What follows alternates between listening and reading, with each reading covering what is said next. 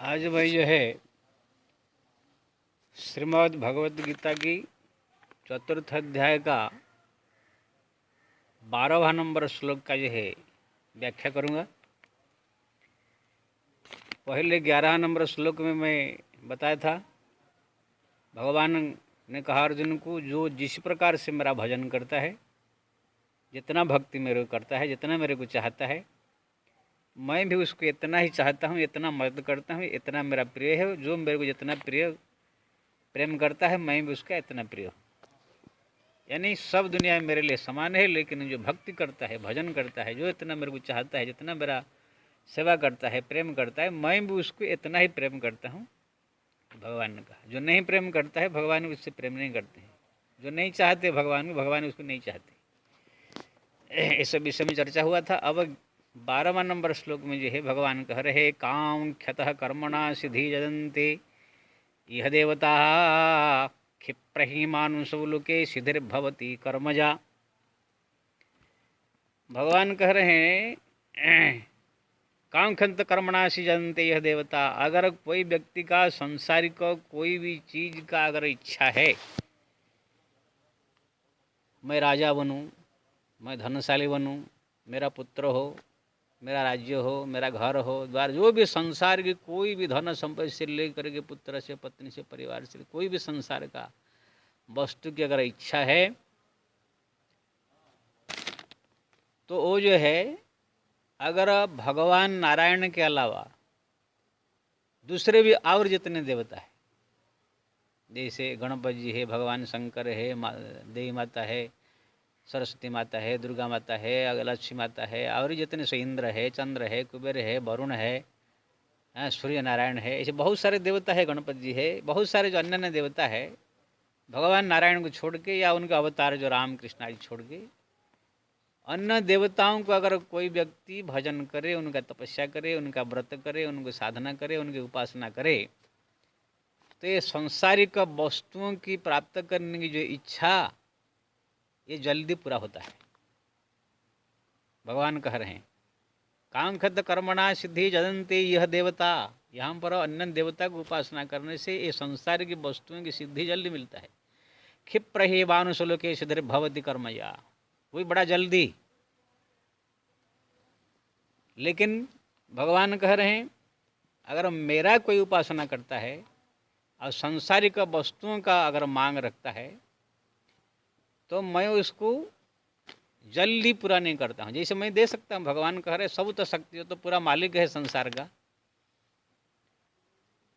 वो तो भागवत में कहा गया, धर्मार्थम काम मुख्याख्या जो इच्छति प्रदात्मन। धर्म अर्थ काम मुख्य जो भी कोई इच्छा चाहे, तो भगवान नारायण की एक एवं नारायणम कारणम पाद सेवनम। और भगवान ने भी धन जो ध्रुव को दिया, सुग्रीव को राज्य दिया, भीषण को राज्य दिया, सुदामा को दिया, इस बात नहीं। लेकिन ये जो संसारिक वस्तुओं का जो इच्छा कोई करके भगवान नारायण की उपासना करे, तो भगवान इसलिए जल्दी नहीं देते हैं क्योंकि ना भगवान चाहते हैं कि उनको कैवल्य मुक्ति प्रदान करे।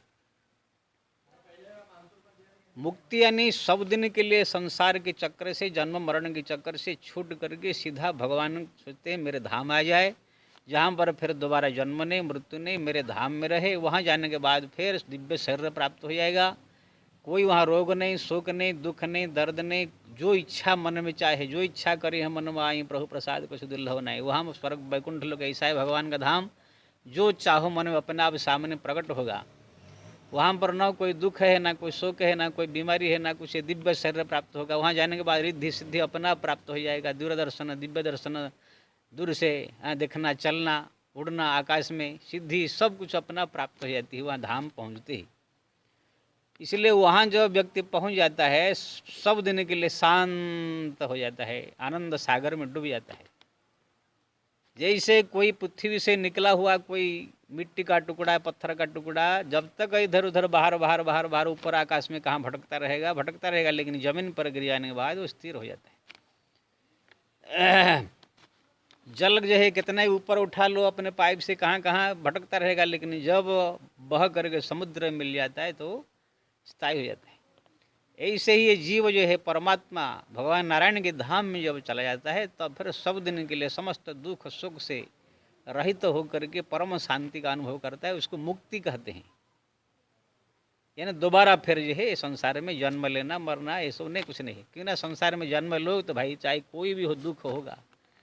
भगवान भी अवतार लेकर आते हैं तो भी दुखी होने का लीला करते हैं, भले ही उनको दुख सुख न लगे। कि आओ संसारिक आदमी को तो दुख लगना ही, चाहे राजा हो रंग फकीर, सब कुछ यही यहाँ पर दुख तकलीफ परेशानी, सब कुछ यही माथा दर्द होगा, सबको बुखार आएगा, सबको सर्दी होगा। चाहे कितना बड़ा सम्राट हो उसका ही बाप मरेंगे, माँ मरेंगे, पुत्र मरेगा। दशरथ जैसे सम्राट थे राम वन में चले कितना दुखी हुए। नंदराय जी कितना बड़े महापुरुष थे लेकिन उनके भी पुत्र चले गए छोड़ गए। तो ये सब वियोग सुयोग दुख है, संसार में प्राय दुख होता रहता है, तरह तरह के कष्ट। लेकिन जब भगवत धाम चला जाता है वहाँ पर कोई दुख कष्ट नहीं होता है। इसलिए कोई दिव्य धाम जदगर्ता निवर्तनते तद्भावम परम मम भगवान कह रहे हैं। तो वो धाम भगवान नारायण देना चाहते हैं जो उनका भजन करता है। इसलिए जब कोई भक्त उनका भक्ति करने वाला कोई धन मांगता है, कोई संपत्ति मांगता है, कोई पुत्र मांगता है, कोई राज्य मांगता है, ये सब सांसारिक वस्तुएं मांगता है तो भगवान जल्दी नहीं देते हैं, थोड़ा इंतजार करते। हो सकता है कि उसको ज्ञान हो जाए, मुक्ति मांग ले, मेरे धाम मांग ले। और दूसरी बात ये सांसारिक वस्तुएं अगर उनको दे देंगे तो उसमें जा करके वो फंस जाएगा कि ना, व्यक्ति को जब अरबपति बन जाएगा, धनशाली हो जाएगा, फिर वो धन के चक्कर में ऐसे पड़ जाएगा। बड़े बड़े कहीं न कि न राज मद, बड़े बड़े को जो अहंकार आ जाता है। सुंदर रूप आता है तो उसमें अहंकार हो जाता है, पदवी पा जाता है तो अहंकारी हो जाता है, जीव मोह माया में फंस जाता है। इसीलिए भगवान जो है ये सब भी देते हैं, धन संपत्ति प्रतिष्ठा, लेकिन बहुत टाइम तक उसको कसते कसते कसते देखते हैं अब ये पूरी तरह से पक्का हो गया। अगर इसको धन देंगे तो भी अब इनको मोह ग्रस्त नहीं करेगा, अहंकारी नहीं होगा। राज्य दे देंगे तो भी अहंकारी नहीं होगा। कोई और पदवी दे देंगे, पुत्र दे देंगे, राज्य दे देंगे और कोई भी संपत्ति दे देंगे तो ये अहंकारी नहीं होगा। मेरा भक्त जैसे धीर गंभीर शांति रहेगा। जब भगवान पूरी तरह से यकीन हो जाता है, जान लेते, तब फिर उस भक्त को देते हैं। जैसे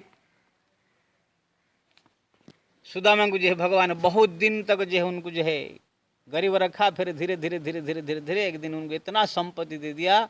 और सुदामा खुद बोले कि प्रभु ये संपत्ति पाकर तो मैं अहंकारी हो जाऊंगा। भगवान ने कहा नहीं, अब मेरे कृपा से मिला है, अब आप अहंकार नहीं होंगे, माया आपको स्पर्श नहीं कर सकता। तो सुदामा जी अपार संपत्ति का मालिक हुए, फिर भी उनको कोई माया स्पर्श नहीं हुआ।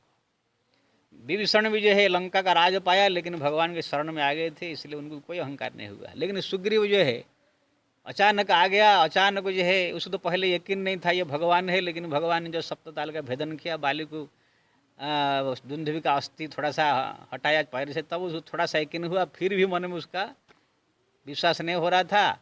अब भगवान को जो है जरूरी था उनको बाली को बद्ध करना, इसलिए बाली को बद्ध कर राज्य दे दिए।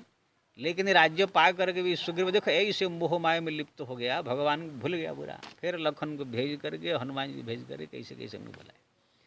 बाद में वो समझ गया कि ये संपत्ति जो है बड़ा खतरनाक है, लेकिन अब कंट्रोल कर लिया।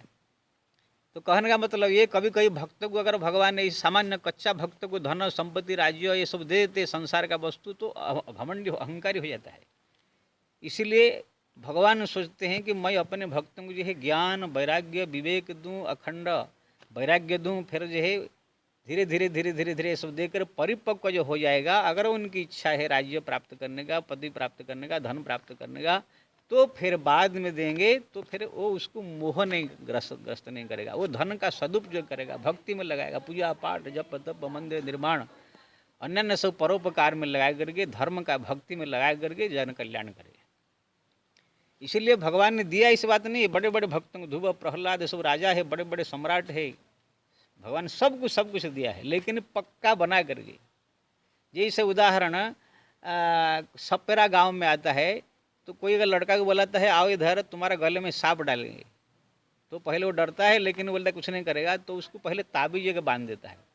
वो ताबीज जब बांध देता है फिर सांप लटकाता है, तो सांप उसको काटता नहीं, फुंफकार नहीं करता, लटका रहता है। लेकिन अगर वो ताबीज हटा देवे तो फिर फुंफकार मार के वो काटना चालू कर देगा। ऐसे ये धन संपत्ति प्रतिष्ठा मान ये सब संसार की वस्तुएं सर्प के समान है, माया है। अगर भक्ति रूपी ताबीज, ज्ञान वैराग्य रूपी ताबीज अगर पहले न पहने, ऐसे ही उनको जो है ये पहना दिया जाए तो फिर वो काटना चालू कर देगा उसको। इसीलिए भगवान सोचते अपने भक्ति करने वाले को पहले ज्ञान भक्ति वैराग्य रूपी ताबीज पहना करके फिर संपत्ति दे, धन दे, सब कुछ दे सकते। ये भगवान की जो है बहुत बड़ी कृपा है। इसीलिए भगवान जो है नारायण जो है जब कोई उनका भक्ति भजन करता है, पूजा पाठ करता है, जब तब करता है, जल्दी ये संसार की वस्तु नहीं देते। बाकी तो संसार के लोग का प्राय 99% लोग का तो पूजा पाठ जो करते हैं सब यही रहता है, मेरा एक नाती हो जाए, मेरा एक पुत्र हो जाए, मेरा एक धन हो जाए, मेरा घर हो जाए, मेरा जो है बिल्डिंग हो जाए, यही सब दुनिया वालों का प्राय यही सब रहता है।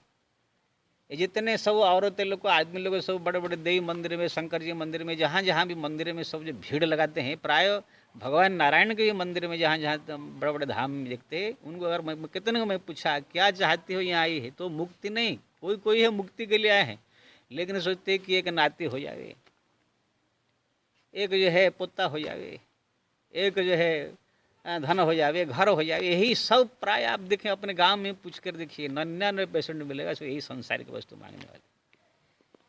तो अगर ये लोग भगवान नारायण का उपासना करेंगे तो फिर भगवान ये जल्दी देंगे नहीं, जब देना चाहते हैं लेकिन देंगे तो जल्दी बिगड़ जाएगा। ये छोटा सा बच्चा के हाथ में पिस्तौल पकड़ा दे, आग पकड़ा दे तो बिगड़ेगा ना, कहीं पिस्तौल मार दिया तो इसलिए भगवान नारायण जी है सोच समझ करके देते हैं। एक बार जब भगवान नारायण दे देंगे फिर वो कोई काट नहीं सकता है। भगवान नारायण अगर किसी को कोई वरदान भी दे दिया, धन भी दे दिया, संपत्ति भी दे दिया, कोई उसको कैंसिल नहीं कर सकता है, फिर सब दिन के लिए हो जाएगा। जैसे विभीषण को राज दिया, अभी तक राज है, सुग्रीव को राज दिया, चिरंतन, प्रहलाद को, ध्रुव को, जिसको भी भगवान ने जो दिया, कोई वरदान भी दिया, कोई दुनिया का ताकत कैंसिल नहीं कर सकता है। लेकिन अन्य देवताओं का कैंसिल हो जाएगा। अगर किसने रावण को ब्रह्मा जी ने वरदान दिया था, शंकर जी ने कितना वरदान दिया था, लेकिन भगवान राम ने सब खत्म कर दिया। हमारे ये है होलिका, आप जानते हैं हिरण्यकशिप की बहन जो होलिका, उसको भगवान शंकर ने वरदान दिया था कि आग में नहीं जलेगी, लेकिन जब प्रहलाद को लेकर के जलाने की कोशिश किया तो भगवान उसका सब कैंसिल कर दिया वरदान फरदान। यानी भगवान नारायण के पास वो शक्ति है, किसी का भी देवता का दिया हुआ वरदान, किसी का भी दिया हुआ कुछ भी भगवान कैंसिल कर सकते हैं। लेकिन भगवान नारायण का या उनका अवतार जो राम कृष्ण का दिया हुआ कोई भी वरदान, कोई भी वस्तु संपत्ति या कोई पदवी ही कोई कैंसिल नहीं कर सकता है, ठीक है ना। वो भगवान नारायण जी सत्य है, चिरंतन है, उनका सब चीज़ दिया हुआ भी सत्य, चिरंतन, स्थायी होता है। इसलिए भगवान बहुत सोच समझ करके देते हैं। यही कारण है भगवान नारायण का उपासना करने वाले जो भक्त होते हैं, पहले पहले थोड़ा तकलीफ होता है, गरीबी होता है कि ना भगवान जल्दी है संसार के वस्तुओं का नहीं, तो ज्ञान भक्ति वैराग्य दे करके अपने और खींचना चाहते हैं। बाकी अन्यान्य जो देवता भगवान शंकर है, दुर्गा माता है, लक्ष्मी माता है, काली माता है, या सूर्य नारायण है, गणेश जी है, और अन्य जो इंद्र, चंद्र, कुबेर, वरुण, ऐसे जितने देवता है, ये सब जो है जो उपासना आप करोगे, ये लोग को नहीं सोचेंगे ये मैं देने के बाद इसका क्या बिगड़ेगा, क्या बनेगा, उससे उनको कोई मतलब नहीं है। हमारा तपस्या भजन किया, जो मांग रहा है ले, बस चाहे ले, अगर तुम मरे चाहे जियो, चाहे तुम्हारा नुकसान हो फायदा, उससे कोई मतलब नहीं है। ये जो है ये देवताओं का भाव है। इसलिए आप देखेंगे जितने भी राक्षस लोग आप देखेंगे सब भगवान ब्रह्मा जी का और भगवान शंकर का ही तपस्या करते हैं। अब कोई ऐसा राक्षस आपको नहीं मिलेगा कि भगवान नारायण का तपस्या करके उसने वरदान पाया फिर संसार में उद्धव मचाया, क्योंकि ना भगवान नारायण ऐसे कोई राक्षस को देंगे ही नहीं वरदान। अगर कोई राक्षस तपस्या करे भगवान नारायण को आप वरदान प्राप्त करके सारा संसार के लोग को सताए, लोग को जगह विध्वंस करे, लोग ऐसे आपको कोई एक भी कहानी नहीं मिलेगा, क्योंकि ना भगवान ऐसे देंगे ही नहीं। इसलिए ये राक्षस लोग सब जानते हैं रहस्य को, इसलिए ज़्यादा करके ब्रह्मा जी की तपस्या करते हैं। ये रावण है, ब्रह्मा जी की तपस्या किया, रावण को वरदान दे दिया। कंस ने भी ब्रह्मा जी की तपस्या किया, हिरण्यकशिपु ब्रह्मा जी की तपस्या किया। हाँ, रावण ने भगवान शंकर का भी कुछ दिन तपस्या किया तो अपार संपत्ति का अधिकारी हुआ। तो ऐसे आप बहुत सारे राक्षसों को देखेंगे, कोई देवी माता का, कोई गणेश जी का, कोई शिव जी का, ऐसे पुराण, शिव पुराण पढ़िए, देव पुराण पढ़िए, अन्य पुराण पढ़िए, कोई सरस्वती का, तरह तरह की देवी देवताओं का उपासना करके जो है ये लोग के संसारिक वस्तुओं की जो है प्राप्त करते हैं। और जो प्राप्त कर लेते हैं फिर अहंकारी हो जाते हैं, घमंड होकर के पूरा सब दुनिया को सताने लगते हैं, धर्म का नष्ट करने लगते हैं, साधारण प्रजा को जो है सब दुखी करने लगते हैं, तब फिर यही देवता लोग को ही फिर वो परेशान करने लगते। देखिए रावण वरदान पा गया, ब्रह्मा जी को भी अपना बंदी बना लिया, सब देवी देवता सबको बंदी बना लिया। ब्रह्मा जी भी आकर के वेद पाठ करके जाते थे लंका में। तब ये सब मिल करके भगवान नारायण के पास फिर जाते हैं, प्रभु अब कृपा करे, हम उसे वरदान लेकर के हमको ही नुकसान पहुंचा रहे हैं। तब जो है भगवान कुछ ना कुछ उपकार करते हैं, फिर जो है उनका उद्धार करते हैं। तो यहाँ पर भगवान वही कह रहे हैं, संसार की अगर कोई वस्तु, धन संपत्ति, राज्य, पुत्र पत्नी, परिवार, पदवी, जो कुछ भी आप प्राप्त करना चाहेंगे, तो अन्य जो भगवान कह रहे हैं मेरे अलावा, यानी नारायण के अलावा, राम कृष्ण के अलावा अन्य कोई देवता का अगर उपासना करे तो वो जल्दी ये सब संपत्ति दे देंगे कि ना। वो लोग विचार नहीं करेंगे क्या चाहिए क्या नहीं। शंकर जी तो और भोले वाले हैं, इतने भोले हैं शंकर जी आए, इसलिए आपको हमारे देश में शंकर जी का मंदिर ज़्यादा मिलेगा और प्राय हर एक आदमी शंकर जी पूजक मिलेंगे, इतने भोले हैं। जैसे भस्मासुर नाम के जो है राक्षस था, शंकर जी की जब तपस्या किया, शंकर जी प्रसन्न है, क्या चाहिए वरदान, ना मैं जिसके सर पर रख दूँ वो भस्म हो जाए।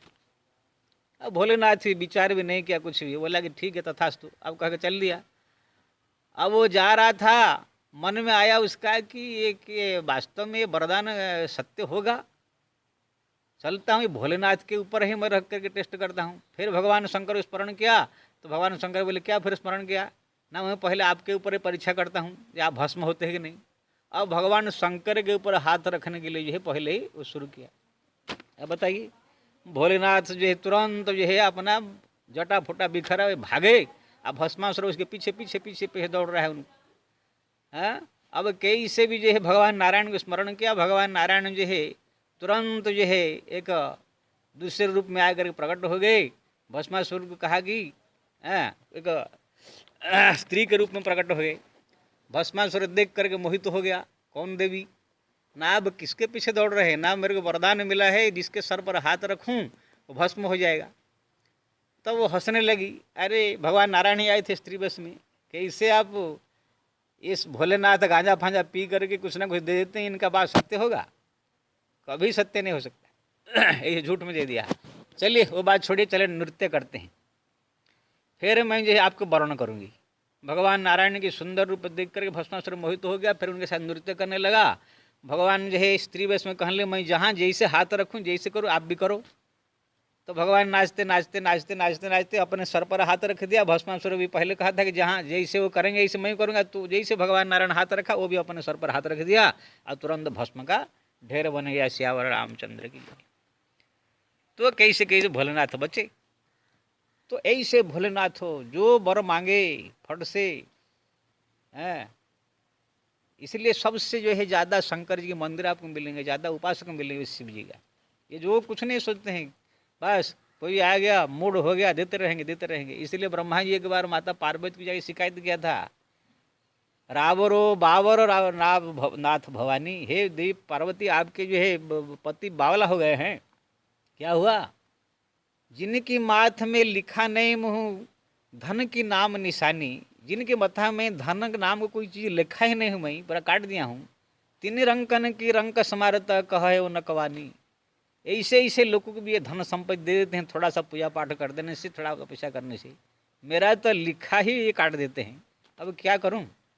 इसलिए एक कलम खाता लीजिए, आप अपने पति को दे दीजिए।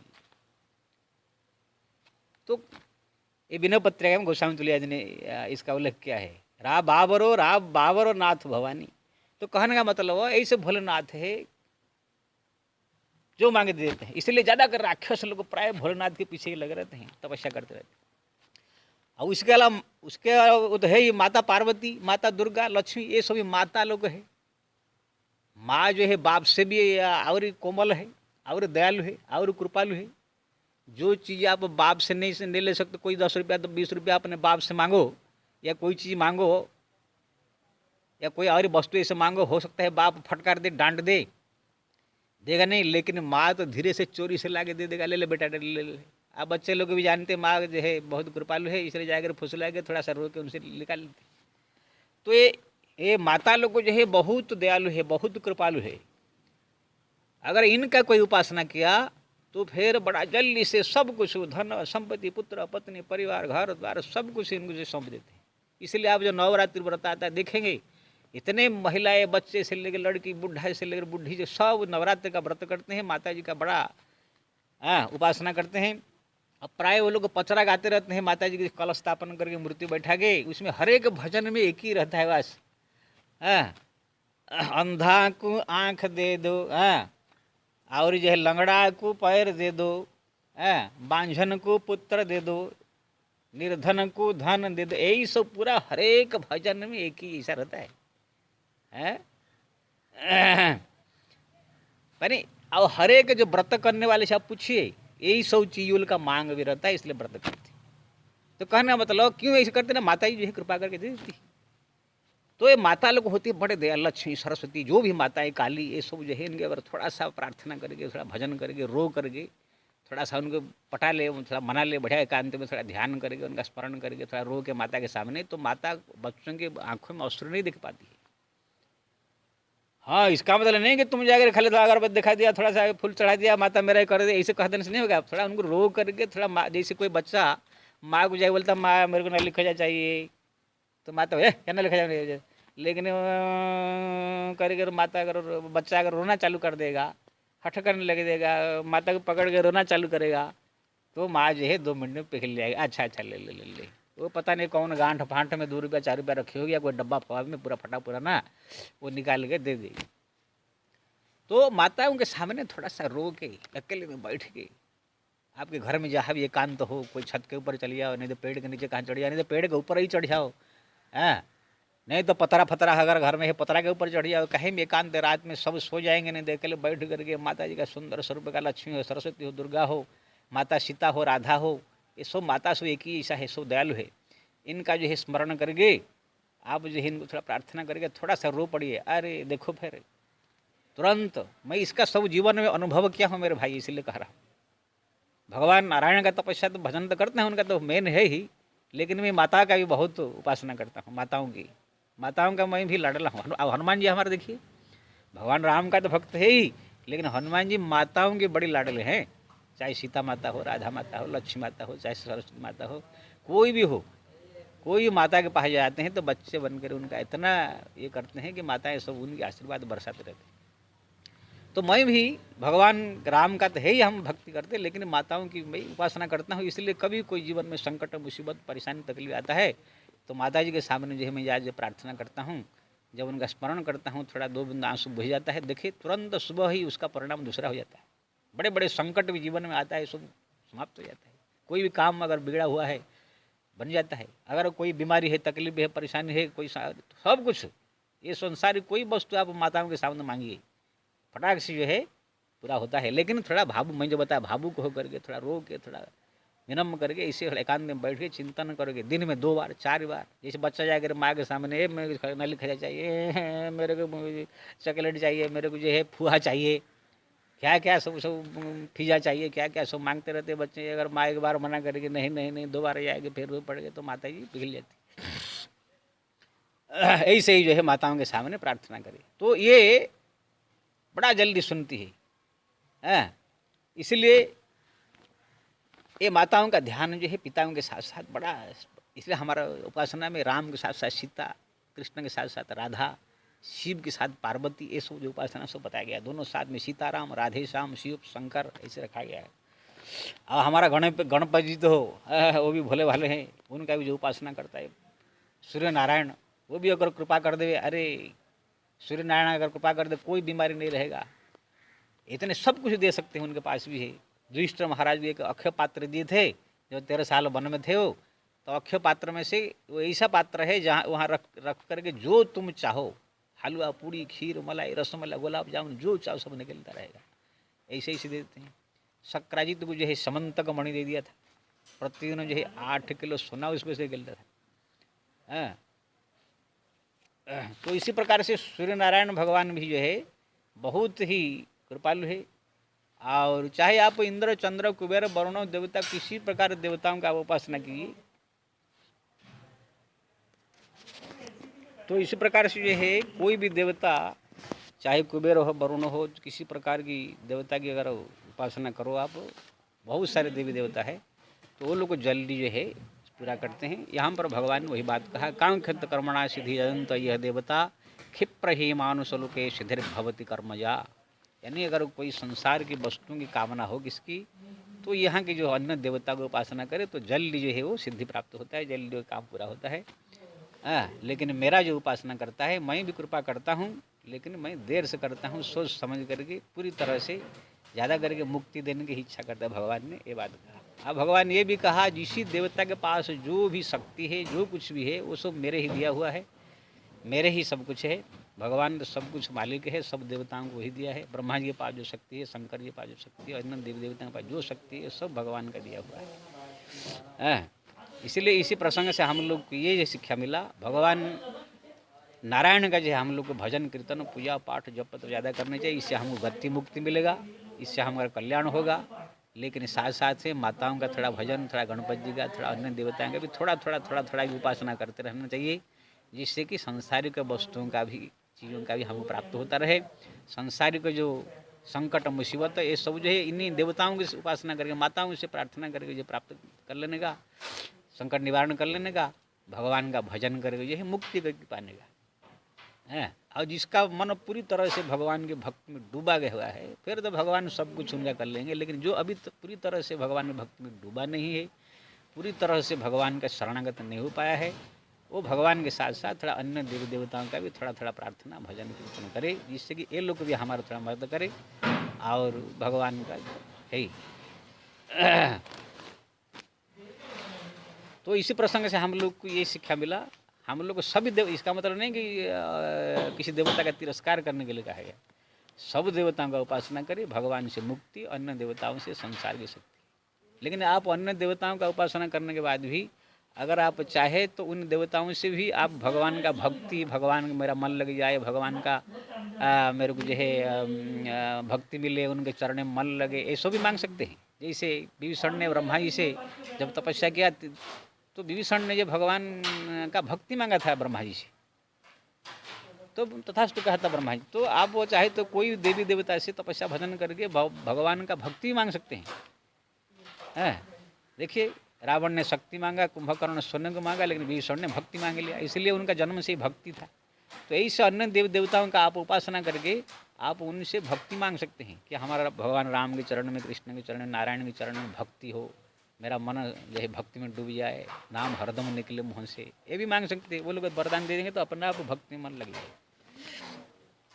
माताओं के पास भी सब शक्ति है, इसलिए हम लोग को जो है भगवान नारायण की उपासना, दीक्षा मंत्र उनका लेने का, भजन कीर्तन धाम तीर्थ पूजा पाठ उनका ज़्यादा करने का, थोड़ा इन्हीं देवी देवताओं का भी कर करके उनसे भी भगवान का भक्ति मांगने का, और संसार की वस्तुओं की जो है जो आवश्यकता है वो भी जो है मांगने का। इससे हम लोग को यहाँ और वहाँ दोनों जगह पर जो है कल्याण होगा। जय श्री राम।